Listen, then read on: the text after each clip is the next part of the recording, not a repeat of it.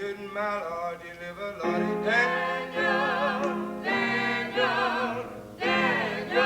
Didn't my Lord deliver, Lordy Daniel, then why not deliver for me? Didn't my Lord deliver, Lordy Daniel?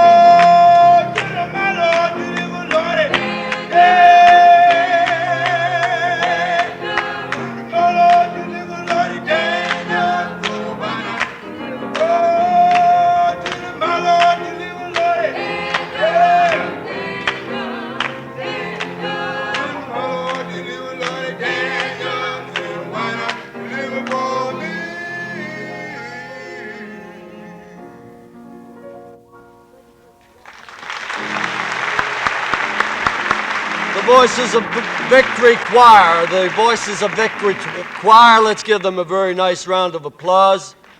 And the director, Mr. Adams. Also, we'd like to welcome you on behalf of Nonviolent Action Committee, and to sit back, relax. You're going to have a very enjoyable evening as well as a very entertaining one. Now back to the Voices of Victory Choir.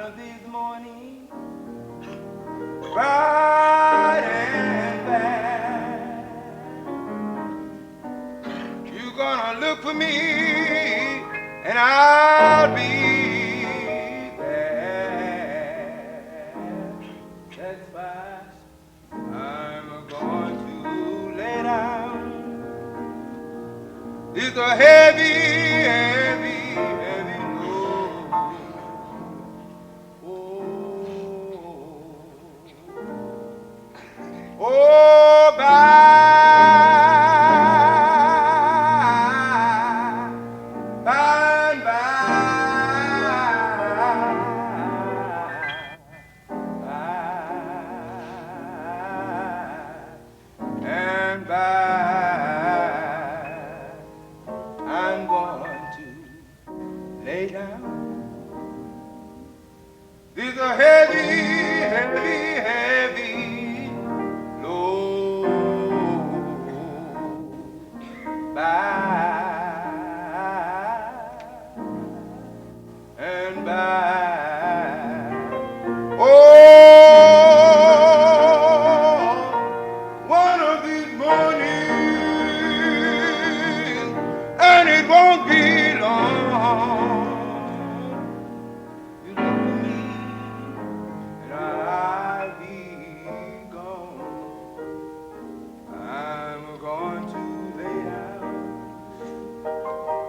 a heavy, heavy load. Oh,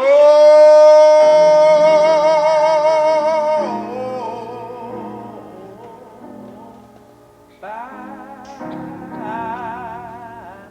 and by, Lord, by and by, I'm going to lay down with a heavy, heavy load. By and by.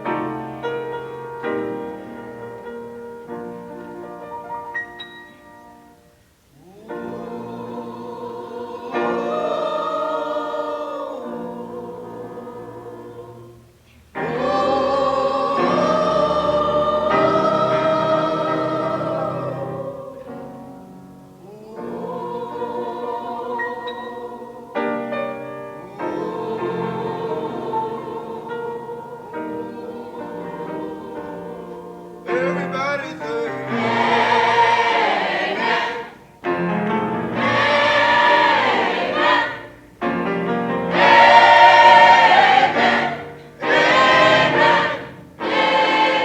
everybody say,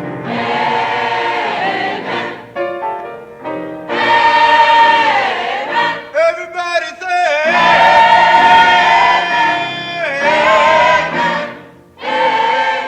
to the baby born in a manger, born on Christmas.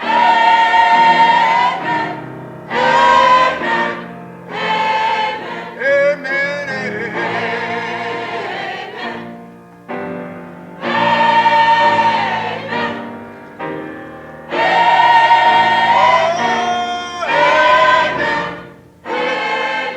Everybody say,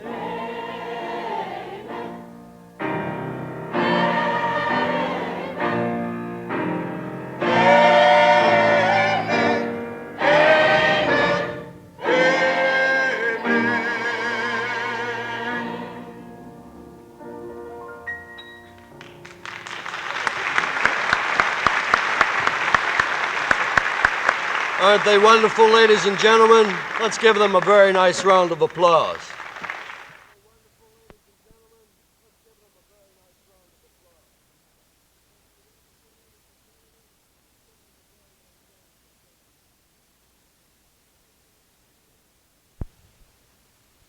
Downtown, which was obsolete in 1897,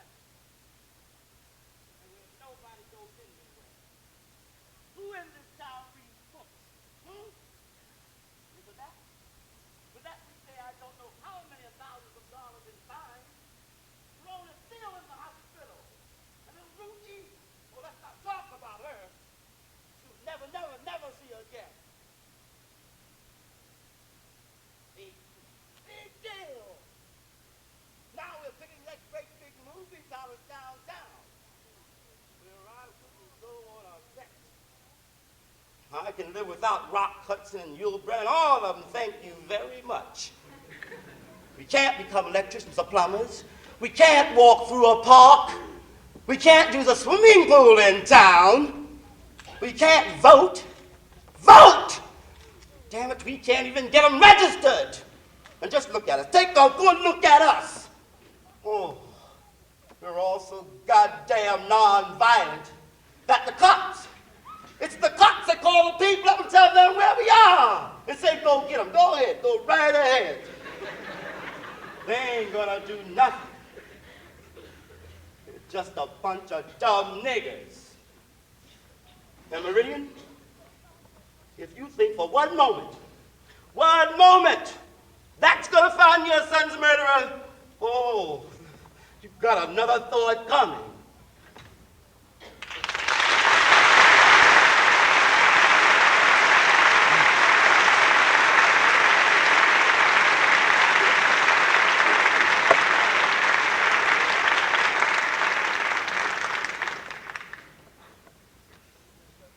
And here is the dead boy, Richard, who has just fled New York and come back home.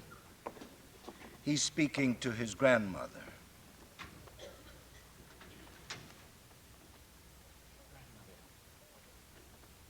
Grandmother, tell me, what am I doing down here in this black, funky South? How do you stand it with all these way out people? Grandmother, let me tell you about New York. No. My daddy's never been to New York. He was only up there for a couple of days. And I'm here to tell you, that ain't the way to see New York. I've seen more than my daddy. Finally, I realized that my daddy wasn't ever going to see New York. I convinced Daddy that I would be better up north. And on that note, she convinced him too.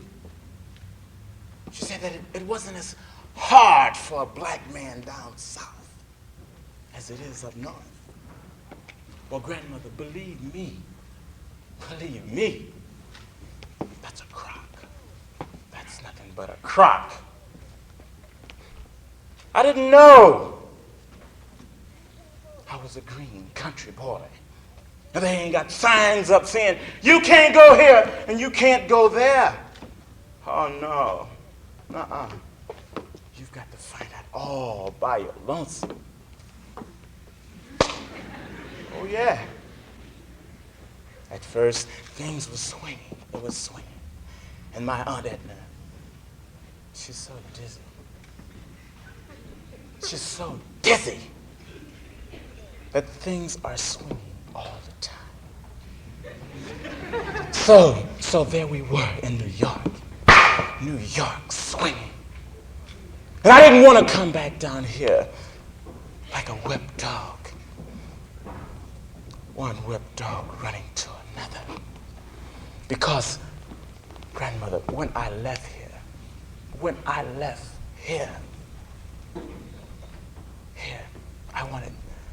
I wanted my father to be proud of me, because I sure in the hell wasn't proud of him, grandmother. I wasn't. I just wish the day that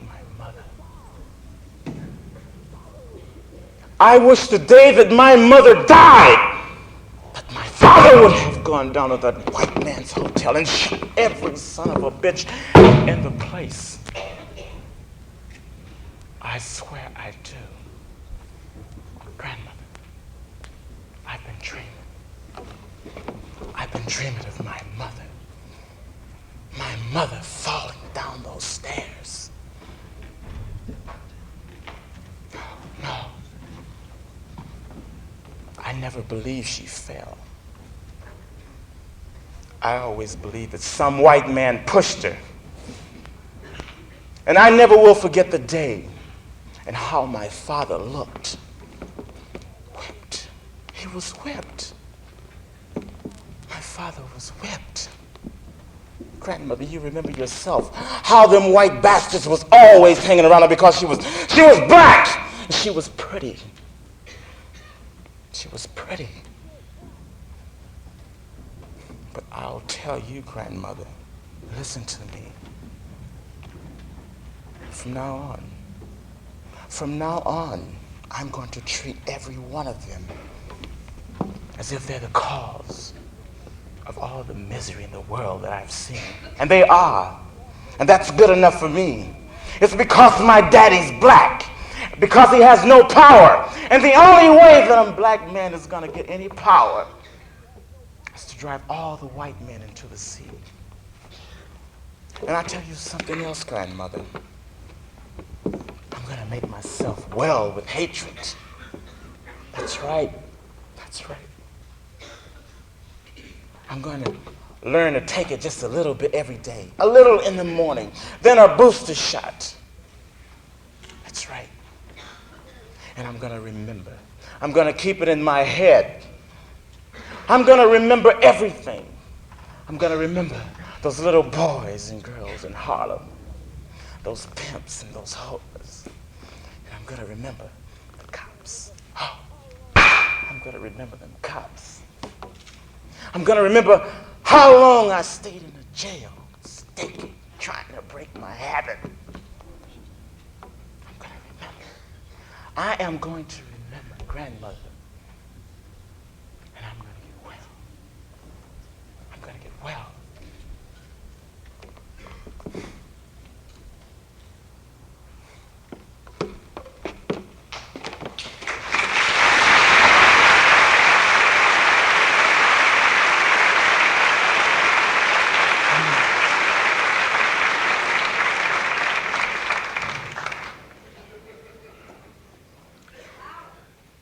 And here is Richard's lover, Juanita, after Richard's death.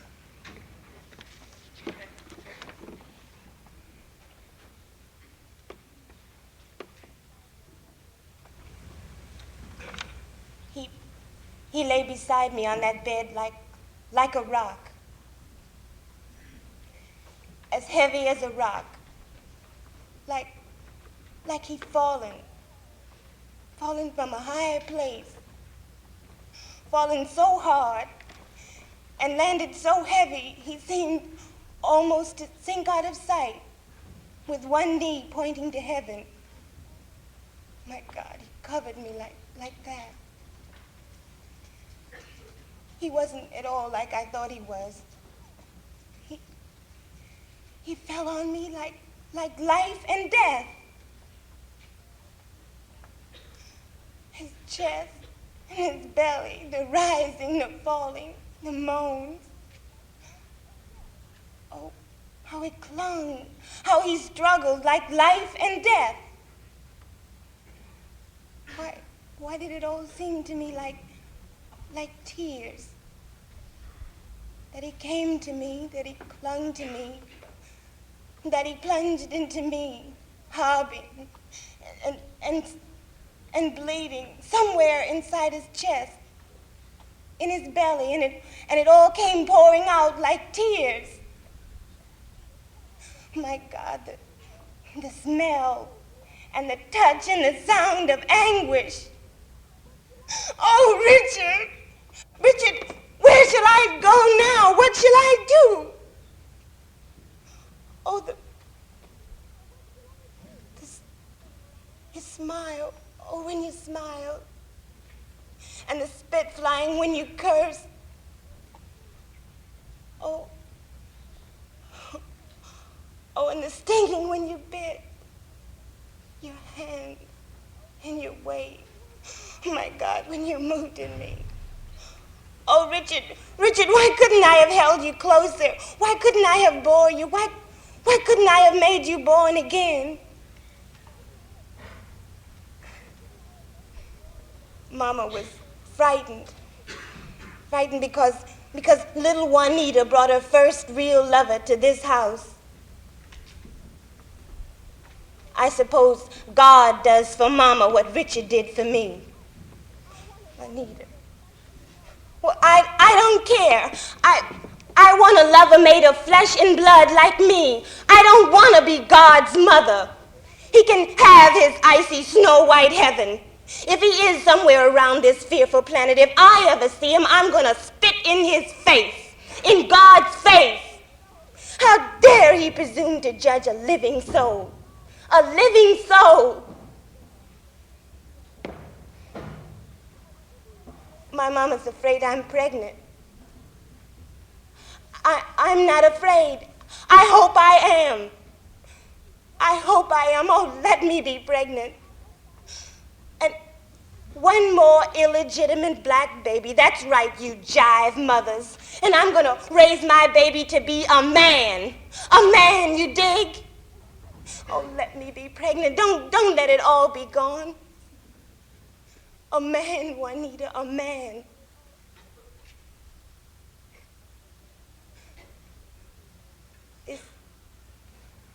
Is this what happened to Mama? Sometime? Did she have a man sometime that just vanished like smoke and left her to get along in this world the best way she could? Is that how she married my father? Did this happen to Mother Henry? Is that how we all get to be mothers so soon of helpless men because all the other men perished? No. I'll end up taking care of a man someday. Oh, help me to do it with love.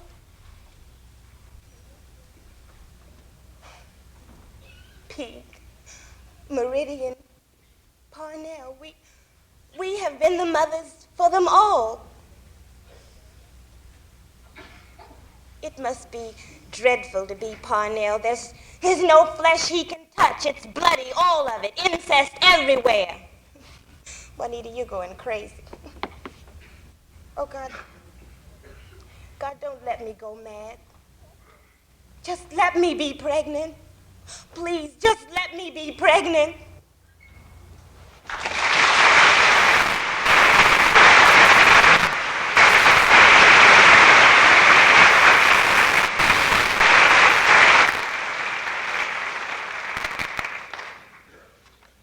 And here is Richard's father.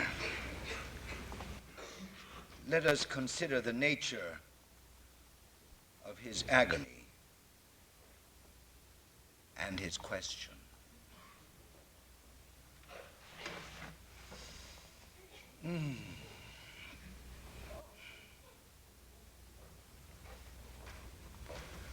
Oh!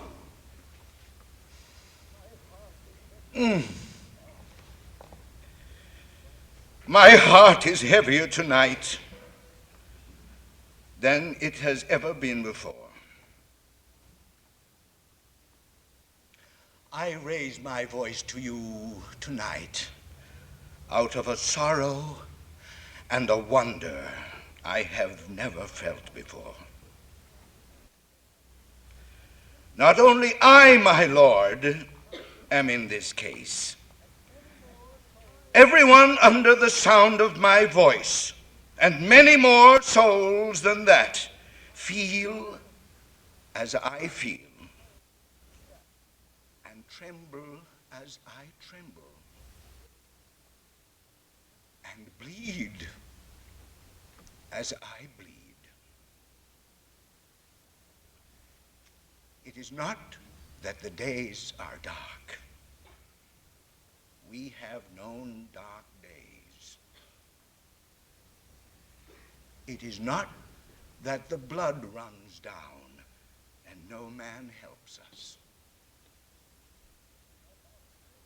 It is not only that our children are destroyed before our eyes.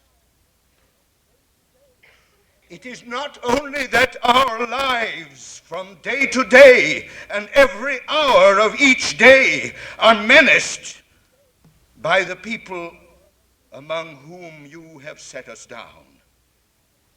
We have borne all these things, my Lord, and we have done what the prophets of old could not do. We have sung the Lord's song in a strange land, in a strange land.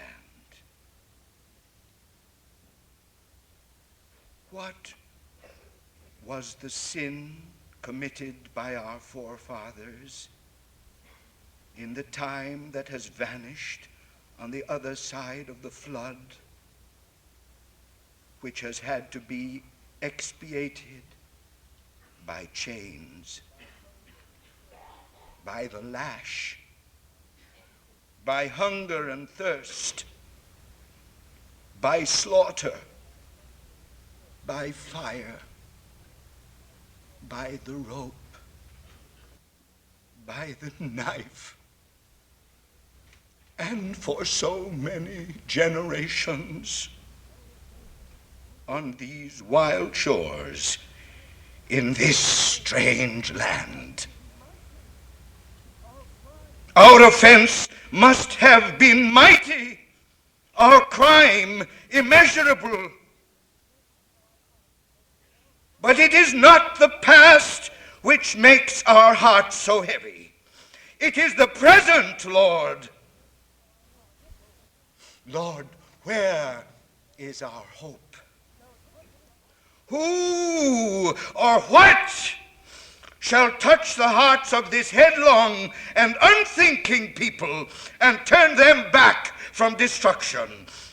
When will they hear the words of John? I know thy works, that thou art neither cold nor hot.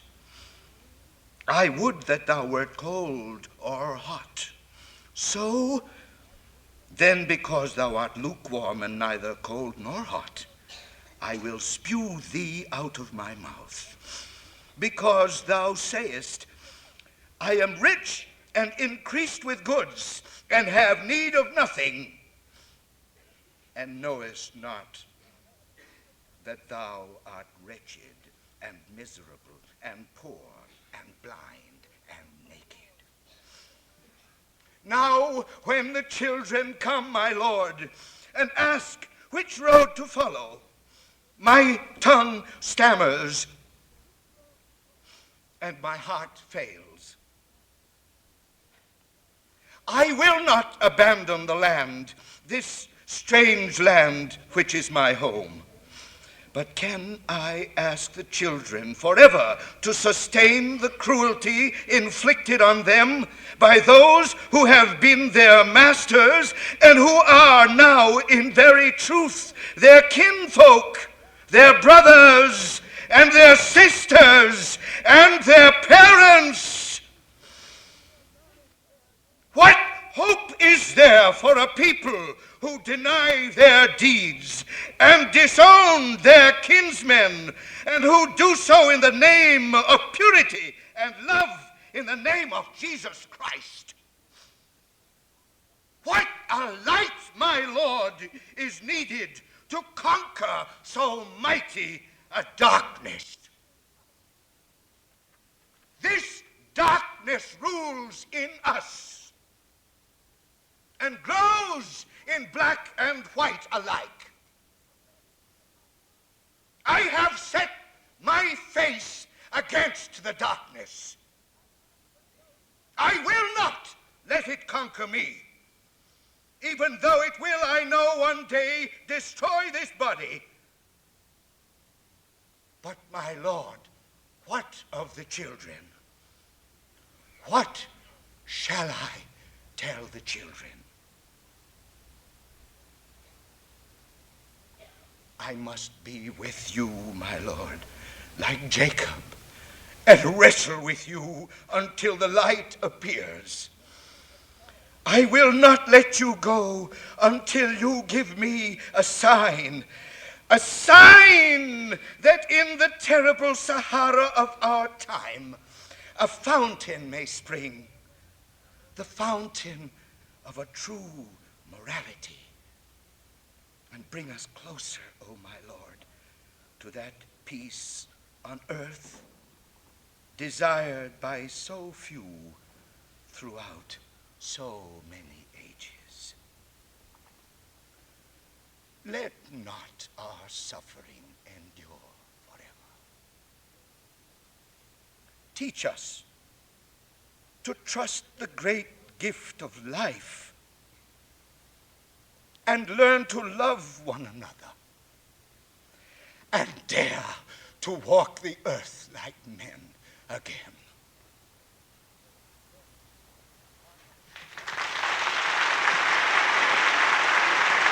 Amen.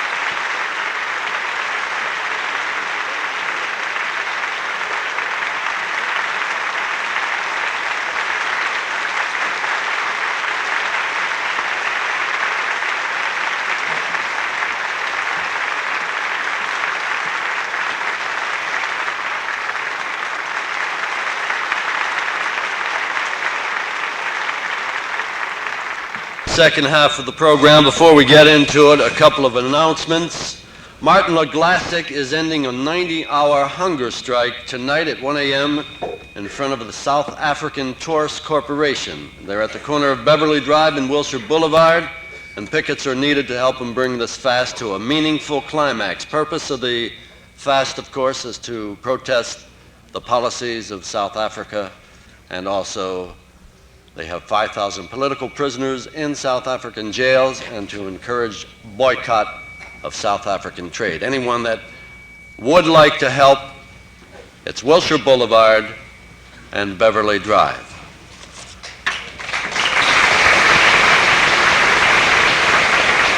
Also, Ethiopian students are giving a party at 612 Landfair Avenue. It's LA 24 in Westwood, and the occasion is a fundraising situation to send a literary companion to Ethiopia. Tickets cost $2. That evidently is tonight.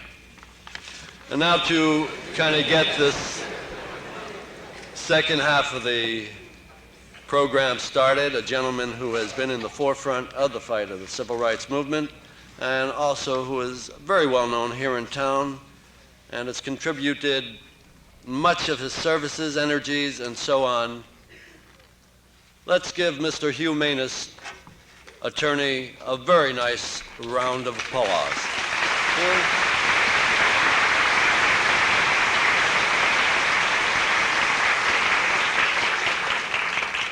Thank you, ladies and gentlemen.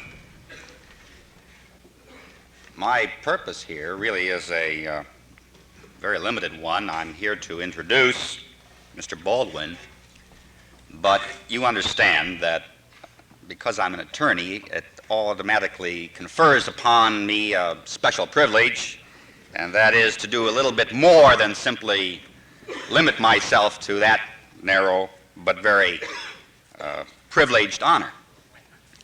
What I also want to confer on myself for a moment is the additional privilege of suggesting to you who may not know that we are here also as the guests of an organization that has been in the forefront of the civil liberties and civil rights struggle in this community, and that's NVAC.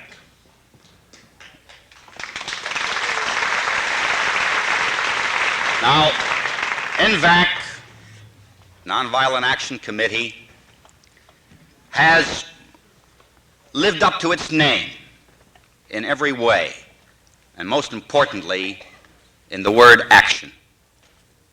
It has helped to desegregate places of accommodation, public accommodation. It has helped to desegregate Vandicamps. I say advisedly, there's a lot of work there, but in the meantime, in this struggle, and the struggles in Torrance, and in many other areas of this community, it has taken its toll. For example, in the 15 NVAC members that I represented in one trial that took about 5.5 weeks, there were 3 charges. One was a charge of blocking an aisle. Another was a charge of trespass and breach of the peace. Now, you'll be interested in knowing that 2 of the charges, disturbing the peace and trespass, were thrown out by the jury. They were acquitted.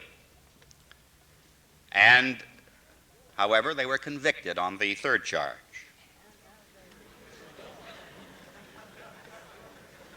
And as a reward for trying to be humane, for trying to be decent, for trying to remind our people that they have a special obligation toward their fellow human beings, as a reward, the judge was kind enough to hand out to two of the defendants the maximum penalty under the blocking of the aisle ordinance, 6 months in jail. And to two others, 4 months in jail. And to several others, 2 months in jail. And to the rest, 30 days in jail. And to two of the defendants, the only two who applied for probation, they got probation with 10 days in jail. Now, I want to say that there is one thing about this particular trial that I think we ought to keep in mind, because it really underscores the entire civil rights struggle. And that is that this whole 5.5 weeks was spent before an all-white jury because the city attorney's office had a policy which was practiced in a courtroom in Los Angeles, California, of systematically excluding all Negroes, Orientals, persons with Spanish surnames, and Mexican Americans. And as a result of that, it took us 3.5 weeks to exhaust all of our 85 peremptories in an effort to get one person who was a part of the representation of this community. But the city attorney's office threw out and threw off of the jury panel over 30 persons who fell within one of those several categories, and a few others who were unfortunate enough to be Jewish. So one doesn't have to go down to Birmingham or Mississippi to find bigotry. We have it right here in our own officialdom in the city attorney's office. And I regret that the motions that were made in regard to this matter did not receive much favor in court. But they will eventually, I assure you. The reason I mention this is because most of us here are very fortunate in that we don't have to spend, all of our days and nights worrying about whether we're going to jail because we feel deeply, about this struggle.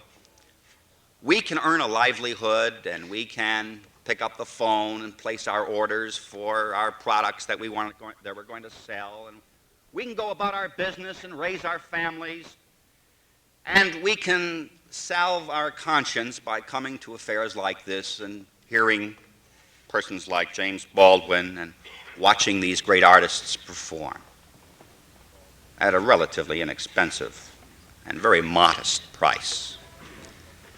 It seems to me that so many of us are being left off the hook that way. And I don't know that we really want it that way. And so, although I am going far beyond my jurisdiction, I would like to respectfully urge that when tonight, after you've heard Mr. Baldwin, I'd like to ask you, as you're passing down the aisle and stopping outside, will you please give a donation to NVAC so it can continue this struggle for all of us, so that we can desegregate the city,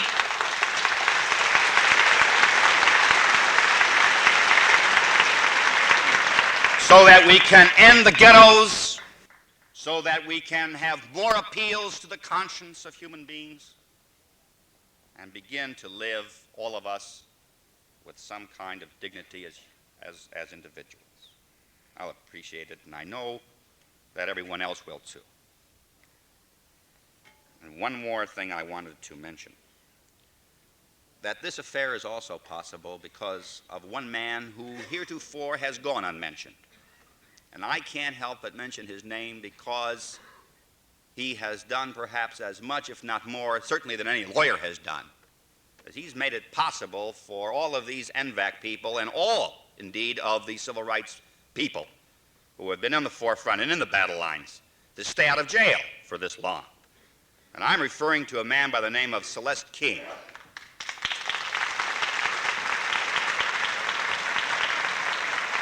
He's a bail bondsman, in case you may not know, and he's a mighty important person. And I've seen him in action, and I deeply appreciate what he has done, and I know that the NVAC people do, and all of us who work in the courtrooms. So we want to thank you, Mr. King, and we are deeply grateful for your decency and your patience.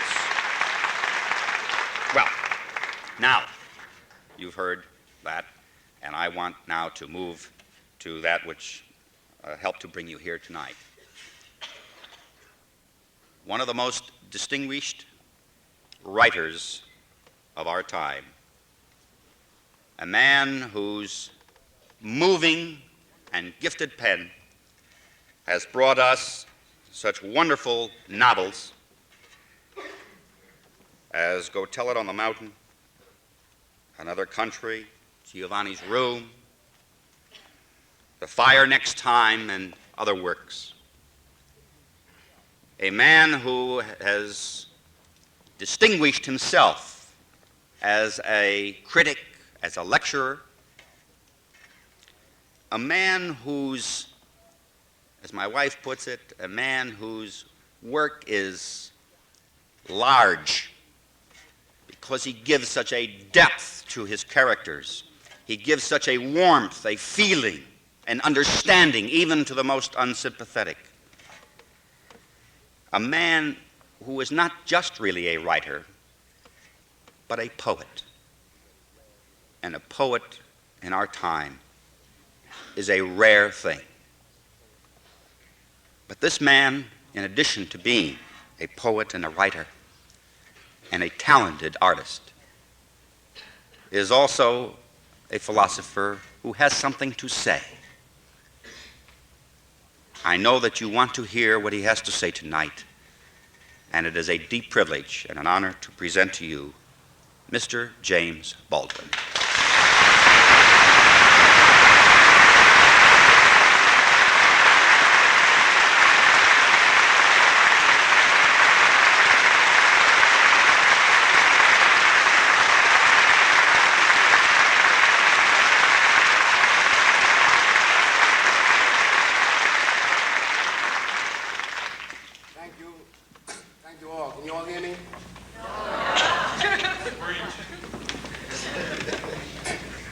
Can you hear me now? Yes.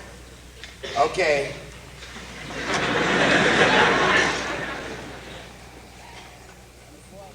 I'm very proud to be here tonight.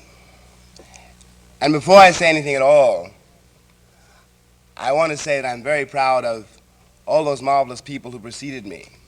I mean, the choir and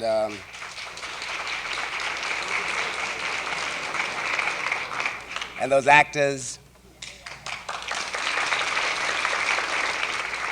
and a whole lot of other people who are mainly invisible. But I love them all. Now, I'm going to try to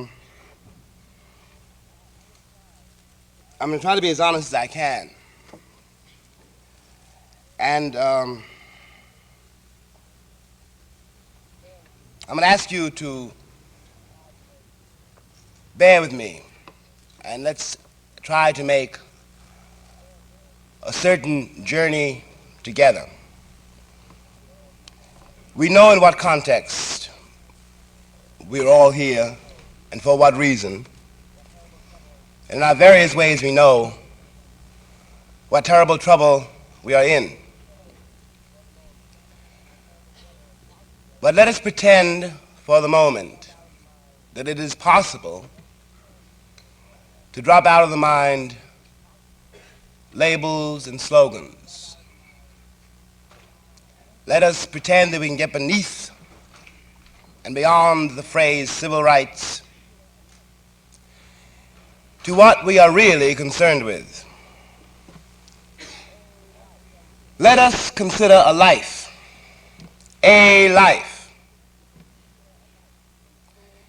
which begins in fluid and in darkness.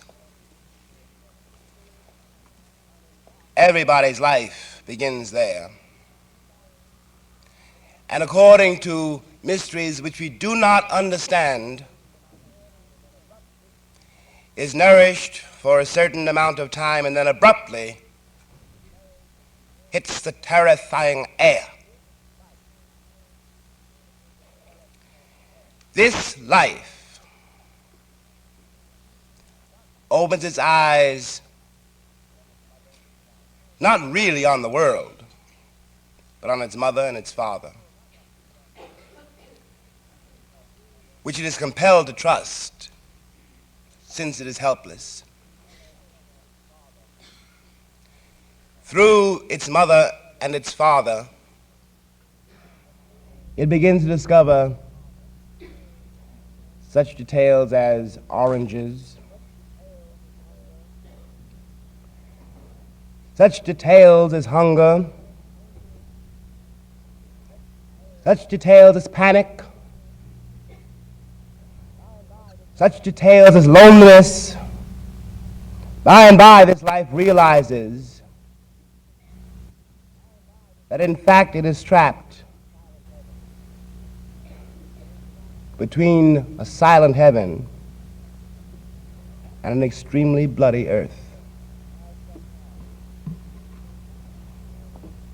and has somehow, in order to maintain itself, begin to define the world around it. That world has already, in some sense, been defined by what his mother and his father believe, and what his mother and father have told him, and what his mother and father endure. The child knows, for example, before he knows it, and long before he can say it, what has happened to his father at work that day. The child knows, and he doesn't tell his mother or his father that he knows, when his father is ashamed of himself. The child knows why his mother looks that way on payday,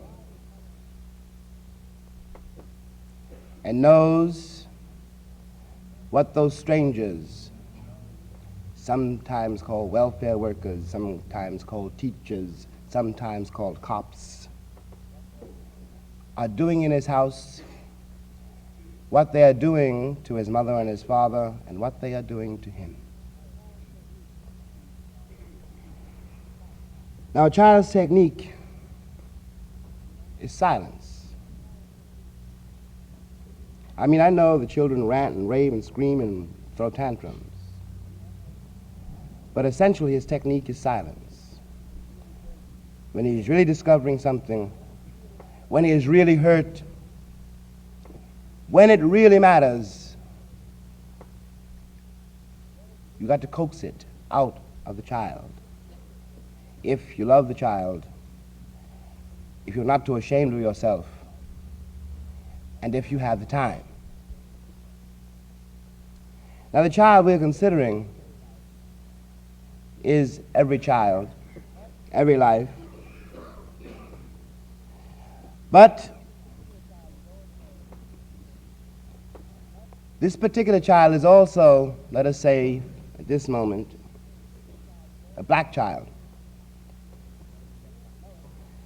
And one of the things that is happening to him, though he does not know it, cannot say it, is that the world in which he finds himself, and in which he is trying to become defined, and which he is trying to control by naming things. That is all the word noun means. One tries to control the life around you by telling yourself what it is. So if you know that it's an apple or a chair, you think you know something about it. It's better than having no name at all. This child in this republic looks around him one fine day and discovers no reflection of himself whatever. As far as the world in which he finds himself is concerned, he does not exist. He is not to be found in the books, except with a bone between his nose. He is not to be found until this very moment in any history of America. He is not to be found on the stage, insofar as we have one. He is not to be found in the movies, unless he's afraid of ghosts.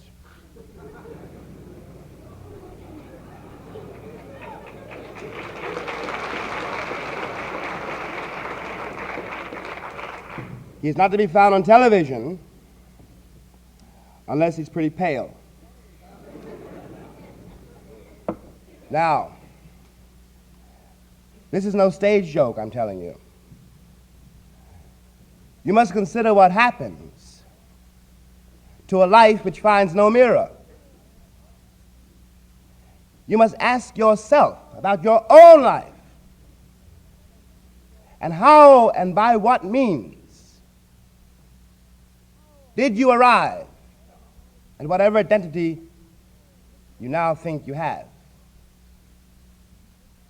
And ask yourself whether or not it is true that we, all of us, take our estimate of ourselves from the eyes of other people,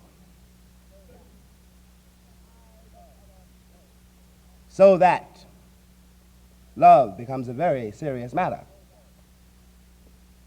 It is by no means a mystical statement to say that love is all that can save you. I know that in this country and in this age, these sound like the ravings of a madman. But in fact, if you check it out yourself, try to deal with this life I've been trying to convey to you very, very sketchily. By the time it is 16, and has already turned away from any belief in other human beings, any trust at all, ask yourself why this life so soon is putting down the world, carrying knives and guns, and what yeoman labor one has got to be willing to do to reach this human being.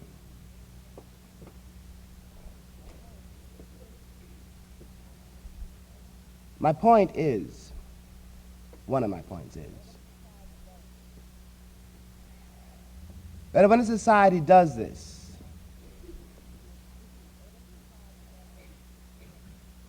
to a sufficient degree, the society is committing suicide.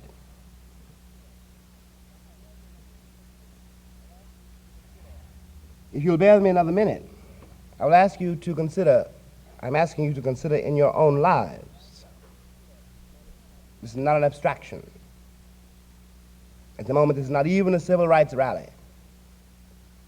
Consider what happens to the unloved. Consider what would have happened to you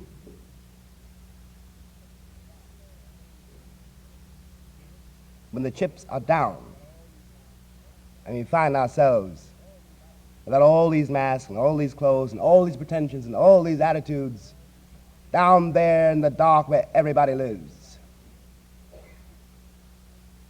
And whatever got you out of it? if you got out of it. If this proposition or if this suspicion is correct, that is, if I am right in assuming that those who are unloved cannot live and cannot grow, let us by that tentative light consider the state of this nation.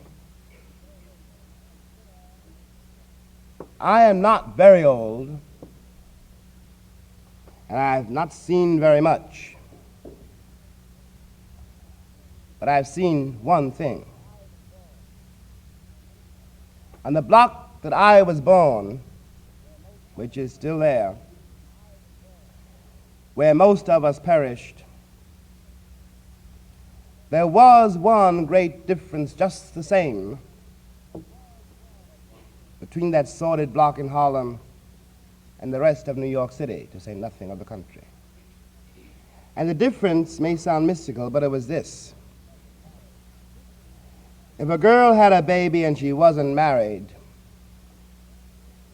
she wasn't stoned to death, and we took care of the baby.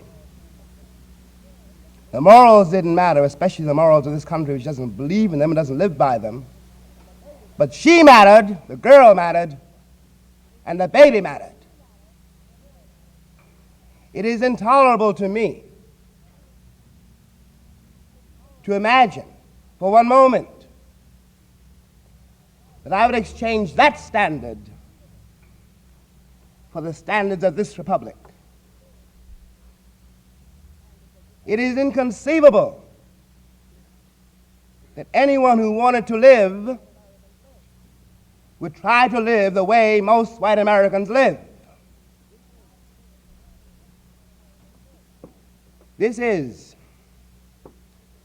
and I am speaking as a part of the country, and a country which I love, or I would not be here. Of all the places I have ever been, of all the things that I've ever seen, this country is in so many ways the most despairing and above all, the most unloved. I don't mean unloved by other people. I'm not talking about Vietnam. I'm talking about the people who live in it, who do not love it enough to take care of it.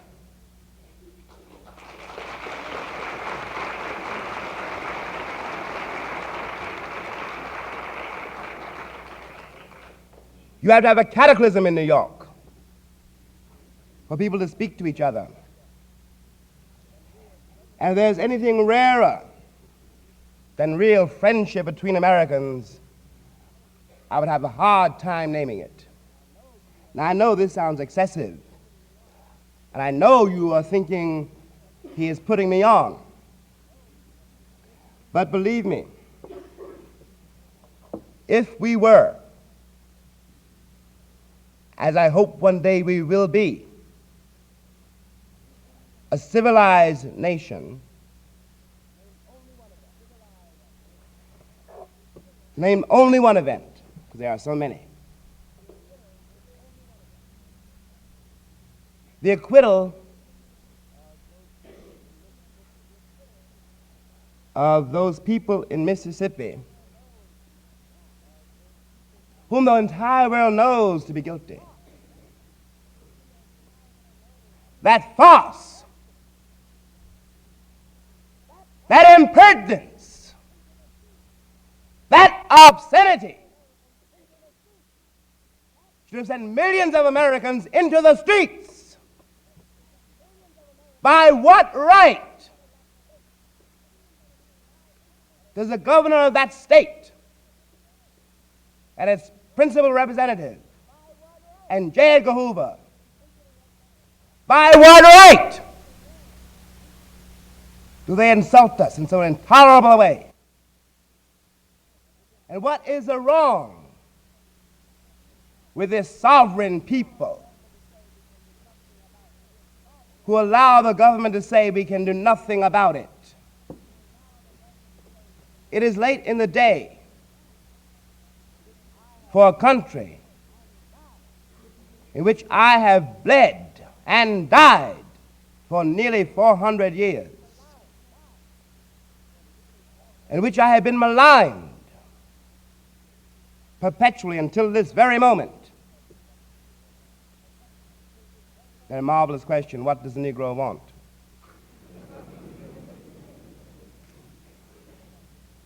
It is late in the day for this country to pretend that I am not a part of it, and it is entirely indefensible that the government which can make me pay my taxes and put me in the army and save the Vietnamese, to say nothing of the Cubans, can be with a straight face tell me later.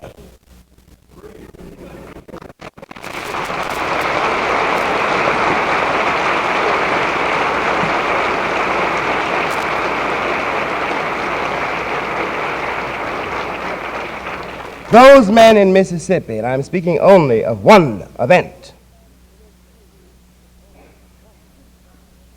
killed 3 human beings. They killed them for nothing. For nothing.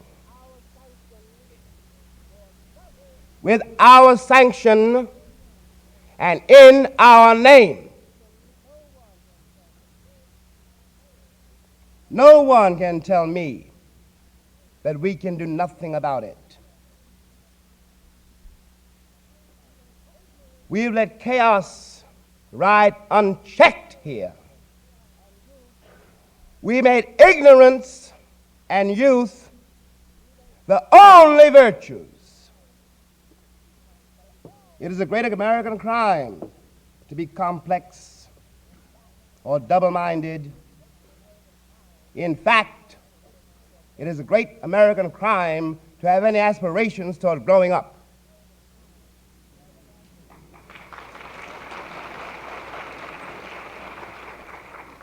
And with this peculiar arsenal that is our virtue, our ignorance, and our youth,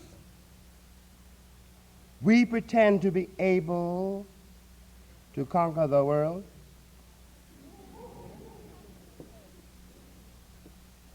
Mexican kids of 10 already know far more about life than Eisenhower ever learned.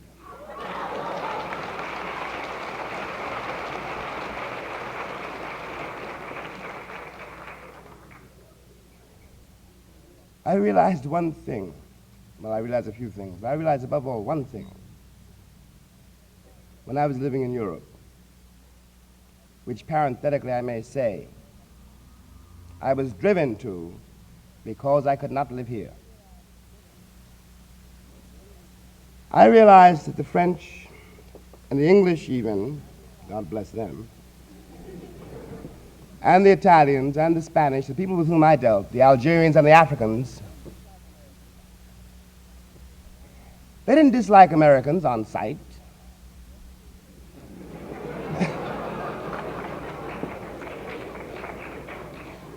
They were perfectly willing to deal with them man to man. But there was one fatal difficulty. They couldn't find the man.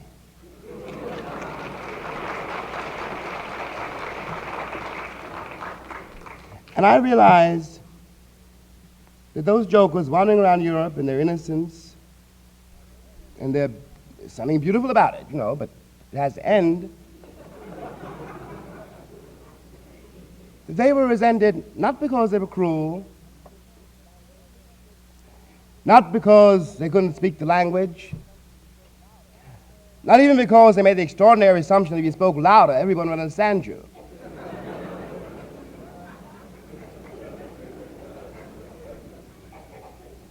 They began to be hated for a very simple reason, and we haven't learned it yet. They began to be hated because they did not know.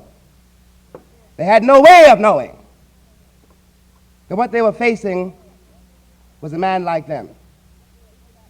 They had no way of knowing this cat also bled. They had no way of knowing that the man they were talking to, the woman they were talking to, was a human being. She was not simply like a whore. He was not simply like a bum.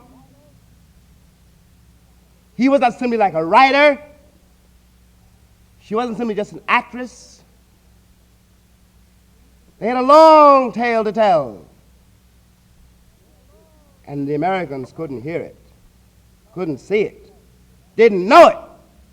Above all, didn't know it. And what they didn't know about them, what we, the Americans, don't know about the world, I suddenly realized is what Americans don't know about me. We have paid, and we are paying, I think, probably the most terrifying price in history for pretending that a man is not a man. Because by now, really, the entire country believes it. They really don't know why Negroes go to jail. They really don't know why they lay down on airports and tie themselves to cranes. They don't know that I'm not trying to get into a white neighborhood, I'm only trying to live.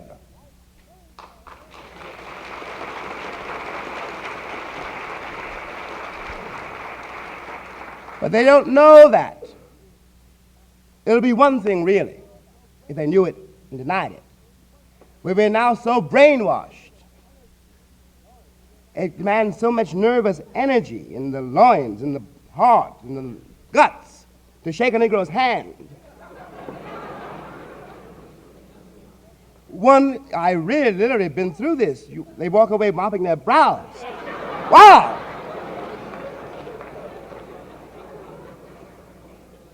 And then they want a medal. I'm not kidding. This is sad, ladies and gentlemen. This is sad. It is not the Negro in this country. There are not many of us here, really, you know. We're roughly 1/10 of the nation. We have suffered a long time. We've bled a long, long time. Some cat in the Congo, you know, said, I think I'm quoting right, too. We are now very upset about the massacre in the Congo, all of a sudden. I think I'm quoting him right. He said, blood gushing from a heart you love. Have you ever seen that? And I thought, and I think I'm a pretty good Christian, I thought, are you kidding? Blood gushing from a heart I loved? Are you just finding out what that feels like? We've endured it a very long time. A very long time. We have paid our dues. Ladies and gentlemen, we have paid our dues.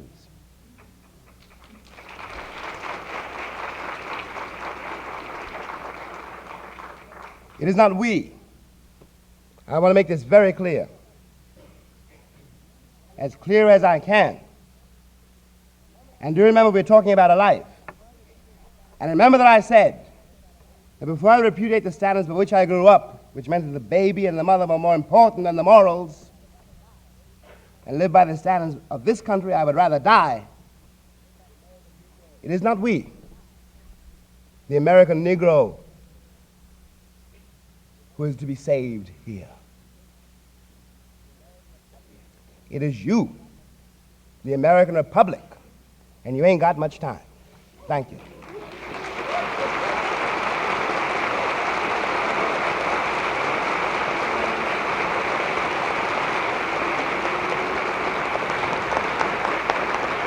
James Baldwin.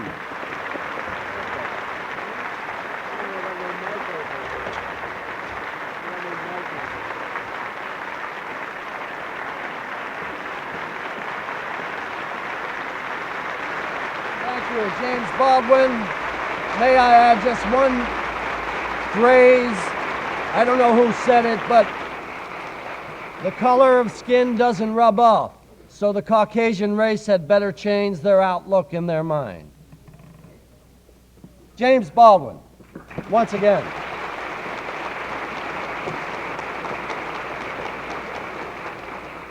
There will be a question and answer session, and the ushers have been gathering up questions to be.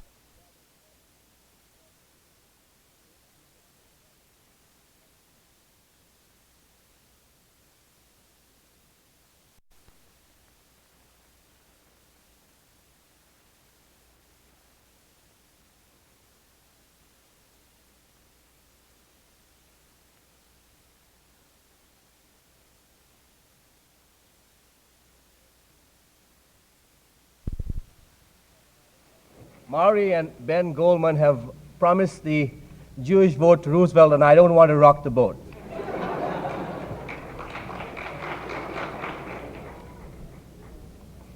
The assumption here tonight is that I can read and Baldwin can write.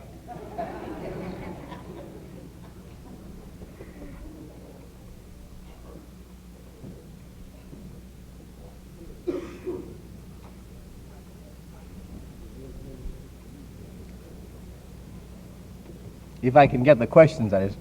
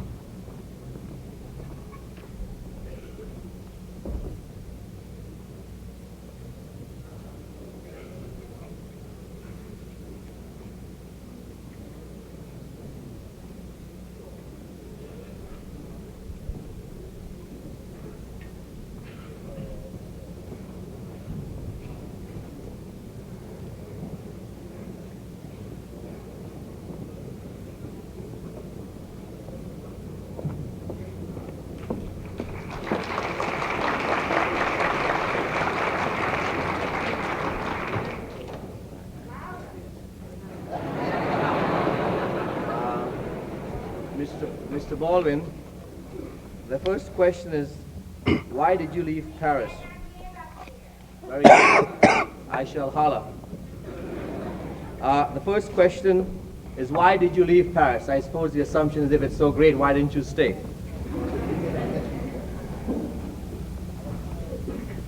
Well, I said I was going to try to be as honest as I could. I left Paris in '57, and I came home to stay. And I've been home twice before. And each time was pretty disheartening, so I went back. I came home in July '57 because I found it intolerable to find myself described in another language by Frenchmen who thought they were describing Algerians. You know, that they steal, they're dirty, they are rapists, and they carry knives. And I was supposed to agree with this because I was civilized, unlike the Algerians. I got tired of dealing with that, and I got tired of trying to explain what was happening in America to Africans and Algerians and Frenchmen and all over Europe. And I thought, in any case, I thought, no, I can't make this scene, so I'll split and I'll go home and see what's happening. No. And that's what I did, and I've been here ever since. You sound so bitter towards the white man. What about the white man who is sympathetic and enthusiastic and willing to fight for the civil rights cause?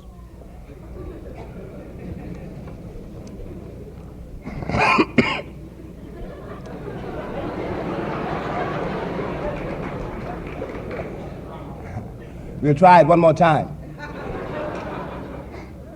I am not, repeat, I am not bitter against the white man. I got really too much in my mind and too many other things to do. You flatter yourself.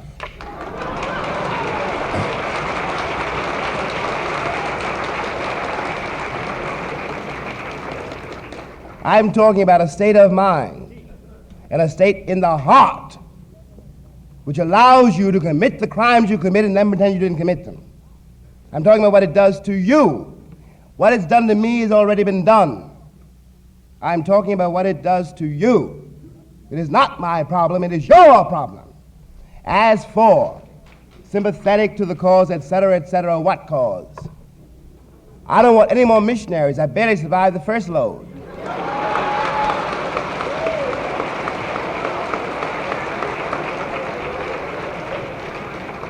I mean that.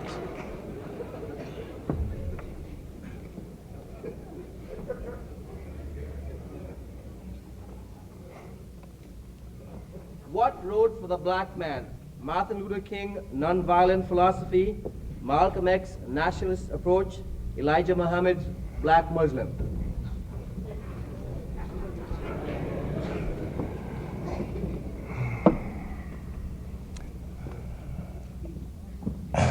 Wait a minute. Martin Luther King, Malcolm X, Elijah Muhammad.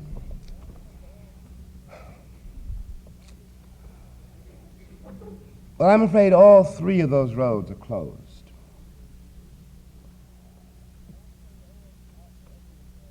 For example, not every Negro, this may be an astounding thing to hear, not every Negro goes to church.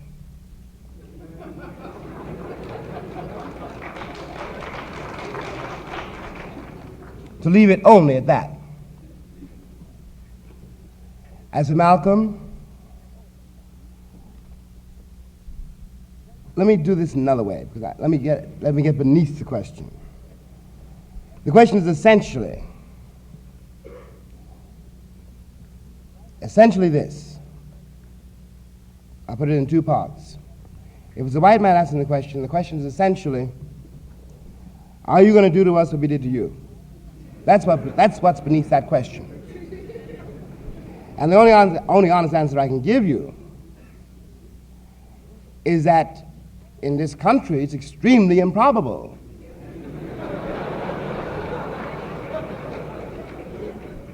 I can't say much about the world. But that's beneath the question if a white man asked it. And the answer to that is that I don't know. I wouldn't like to see that happen. But a great deal of what's going to happen does not depend on me, but on what we will now call the white power structure. What is going to happen depends on what we will now call the white system of reality. What will happen depends on whether or not the Western nations and all the white people in this country are descendants of Europe, whether or not the West can face and transcend its own history. Concretely, whether or not the Western nations, that is, say, France, is able to understand that the history of France written by Frenchmen is one history, but there was another one being written all the time with which they must now deal, written in all those colonies. That is also the history of France. If France can't face that, there'll be no France. And this is true for England, and this is true for us. But if a black man asks that question, it refers then to something else. And it's a very frightening question. Because we, the American Negro, unlike the African, don't have, to put it as crudely as it can be put, in the state which just passed the Proposition 14, any real estate. In Johannesburg, where, by the way, people are being slaughtered as we stand here, and it is not in the newspapers, one fine day the tide will turn and it will be in the newspapers, and then suddenly you will care and expect me to believe that you care. In Johannesburg, at least they know one thing. It's a very simple problem. And sooner or later they will win and get back the land. This is not the situation of the American Negro, who cannot do that because he's allied with, involved with, part of married to, descendant of, locked together with his oppressor. Either we can make it together, or none of us will make it. It's a very different problem. And we have worked, that is to say, we have watched. The strategy of nonviolence has not, after all, did not save those 3 kids in Mississippi, for example. It is not, and people have been getting their heads whipped for a long time, it hasn't done what we thought it would do. We do begin to suspect that it might have been an error to mount an attack on the consciences of people who, on the evidence, have no consciences.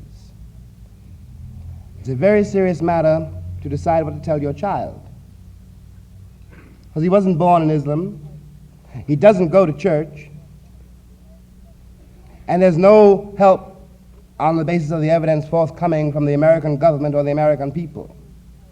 If one assumed that by bombing a few bridges or blowing off a few heads one could do it, without destroying an entire generation, then maybe one would do that, but you can't do that. So I don't know where we go from here. I really don't know. Nobody really knows.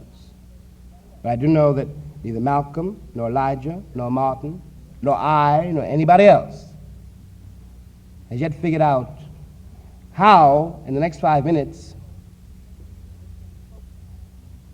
to bring this kindergarten nation to a level on which it can be spoken to. That's the real problem. If we can achieve that, then there's some hope. But at the moment, the American people don't even know they have a problem. So I don't know how to answer that question.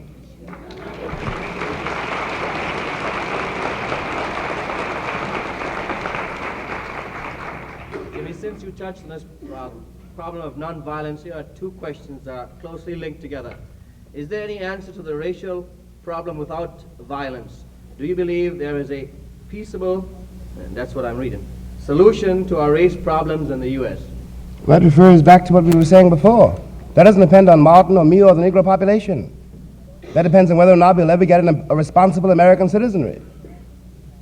I don't know. I would love to see a peaceable solution, as long as it doesn't mean I have to stay down on the levee. Because I ain't going to stay there. Let's get that straight. I mean, the days when the nigger was in its place are gone. I ain't coming back no more.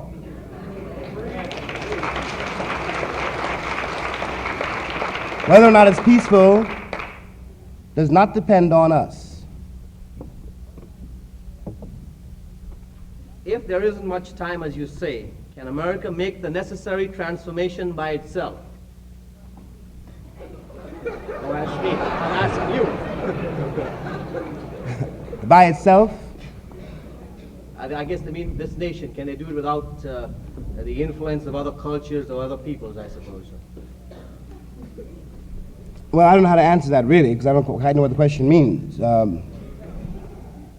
If you're talking in terms of military allies,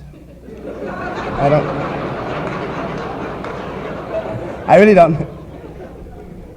The transition, in any case, has got to be made.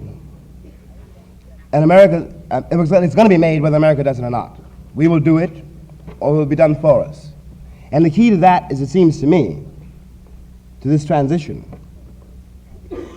is an examination of the economy, which you may be surprised to learn is one of the most preposterous and iniquitous economies on the face of the earth. And furthermore, an economy which no one else can use, not having any sources of cheap labor. This means that if one is serious about this transition, one has got to investigate why our cities are in the hands of land speculators, for example, because they are. And why so many mediocre and really worthless people have so much power in a sovereign nation. What I'm saying is the transition will not be painless, and it has not even yet begun. We are on the edge of social chaos, and really everybody knows it, but no one is willing to do anything about it.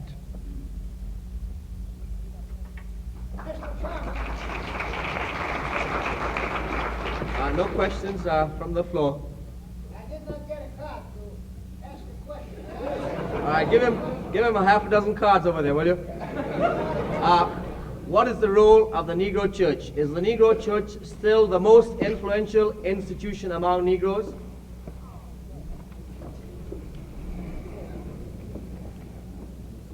No.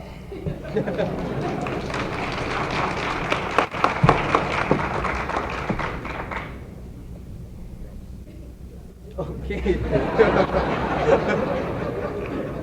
Would a situation similar to that in Harlem, as relating to the violent demonstration, occur in the ghettos of Los Angeles, you think? When did you discover you have ghettos in Los Angeles?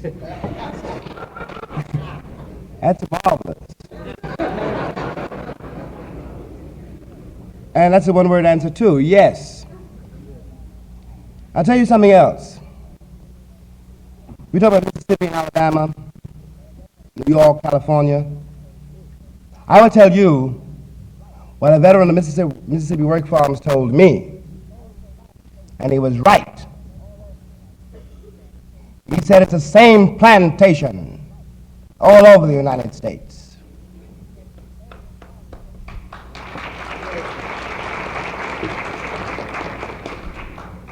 How does the progress of the American Negro compare with the progress of other minorities in their search for equality and recognition in the history of mankind?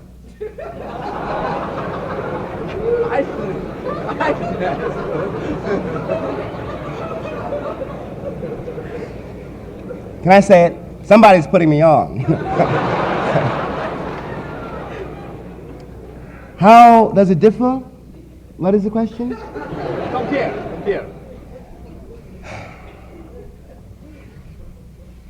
Well, the country was settled, as I know you know, by minorities.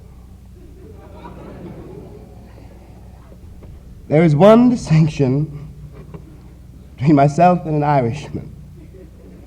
Guess what that is? Listen, it is late in the day to be asking those dreary questions. It is not one of those escalating things, you know, like I get here, and then you get here, and then he gets here, and then he gets here, and by we all make it up in Radio City. It ain't like that at all. Not at all. If you're white and haven't yet mastered English, you get off the boat on Friday, and on Tuesday I am working for you.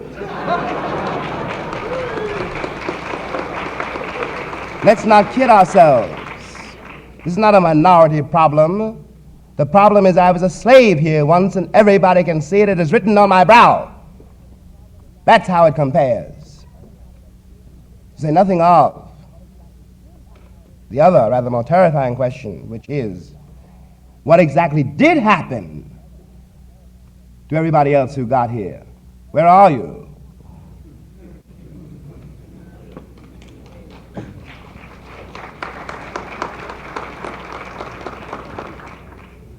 Here's one that will get you some votes among the liberals. What do you think about the free speech movement?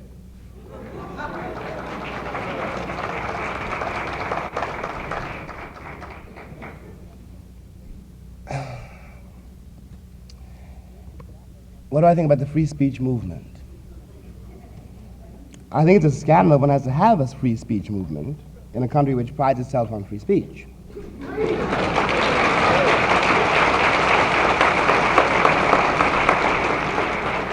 And furthermore, I think it is a scandal that we allow policemen and illiterate law enforcement officers to tell us what to think, what to read, what to paint, and what to do. I'm talking about J. Edgar Hoover and all those other cops who wouldn't know a book if it hit them on the head. By what right and in whose name do they walk in and take books off bookshelves? Huh?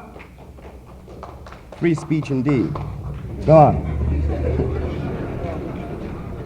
This is about the middle-class Negro. Do you think the middle-class Negro... Do you think the middle-class Negro is more middle-class than Negro?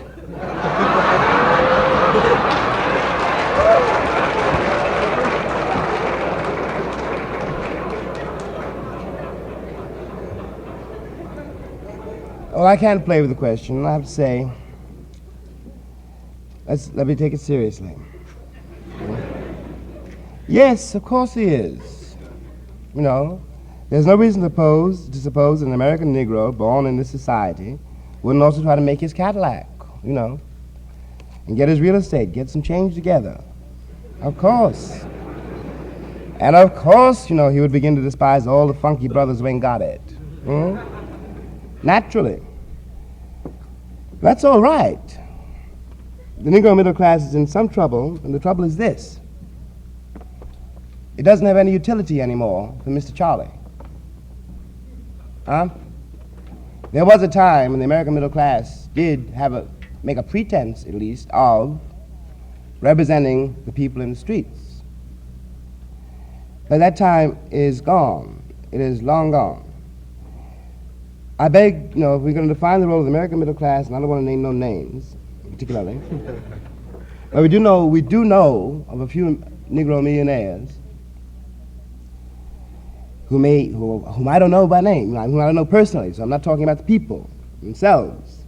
Nevertheless, we do know that one of them, because he had the only motel which Negroes could stay, got bombed 3 times.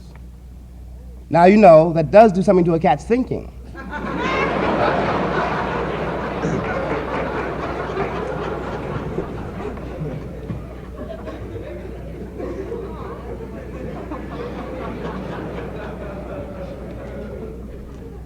He'd been a good boy, too, you know. I can afford to ask this question because the gentleman I speak of is in India. Police Chief Parker says, quote, Negroes in LA don't participate in demonstrations. Is it because they don't want integration or are they waiting?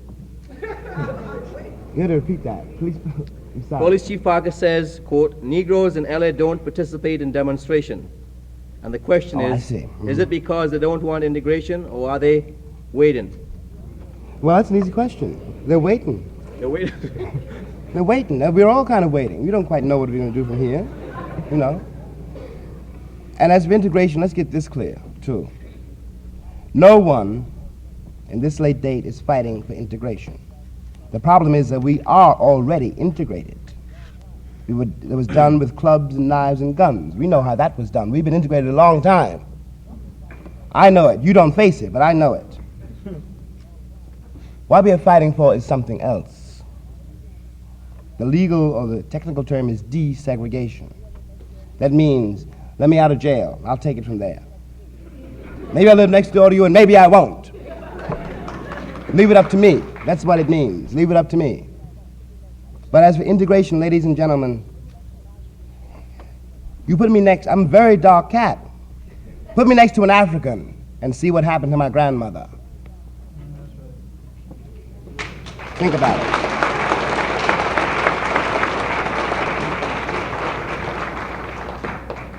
it. In Africa, you would be colored.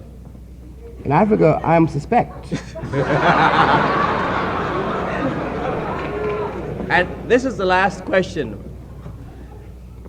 Mr. Baldwin, why do you alienate and insult your white audience by saying flatly, quote, they don't understand? Many of us have given the civil rights cause considerable support and don't deserve to be completely rejected.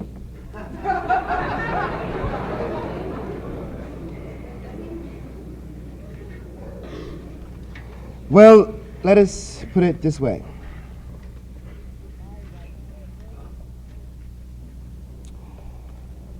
My white audience, as it is so quaintly put,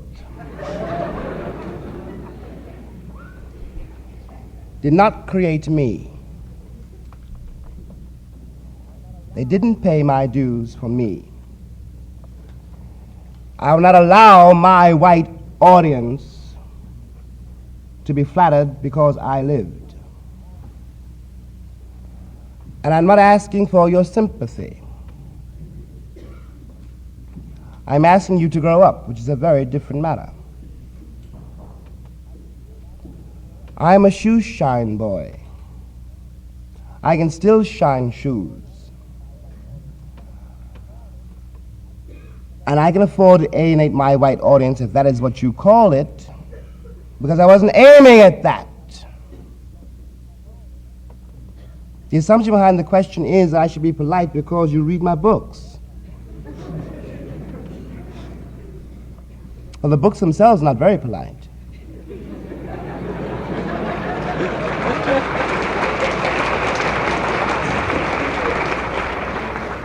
Now let us get this straight. Let me try it one more time. It is not my problem. It is not the Negro problem. It isn't. It is your problem.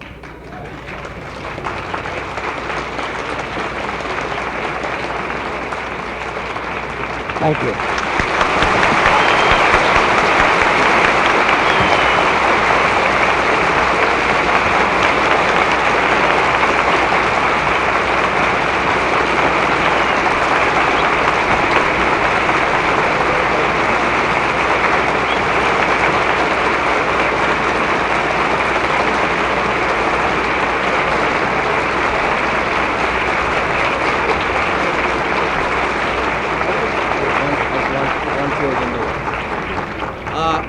On one closer note, I just want the representative of the Los Angeles Police Department to know I didn't ask that question. Thank you very much. Once again, thank you.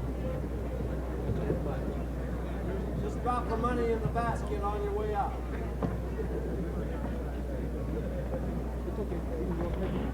All right. Just come back.